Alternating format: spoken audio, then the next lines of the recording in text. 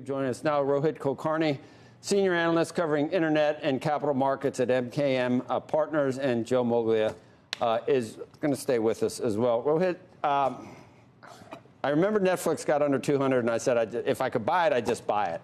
Is Meta cheap yet? Hey, thanks for having me. It's cheap, but we don't know how cheap it can get. It's cheap on what we know about 23 right now, but is 23 kind of low enough is the key question. I think efficiency, if they can show efficiency tonight, that 23 operating expenses and capital expenses are going to be down year on year, or at least flat. Flat is the new down, in my opinion. So that would be cheered by Wall Street. They would get a pass on the revenue miss. As you can see, Snap missed, Google missed. If Facebook misses, not a big deal. But I think if they tell the street that we are going to continue investing, then it's not cheap enough right now. What are the key similarities and key differences from the big mega cap techs that we've seen report so far with Meta? Are there things that could help it and things that could hurt it even more, advertising, et cetera?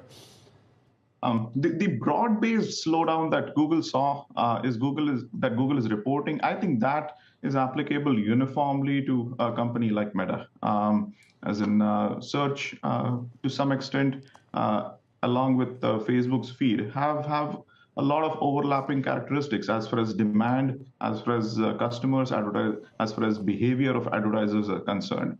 Probably Google gains a little bit of market share when we are in a downturn. So that's even an incremental negative for Meta. So I think if Google is seeing slowdown, I don't see a specific reason why Meta should see something exactly the opposite. They may see less of a slowdown. There is also the question about how much of it is priced in the weak stock that we are at. Google is 30% above its pre-pandemic high.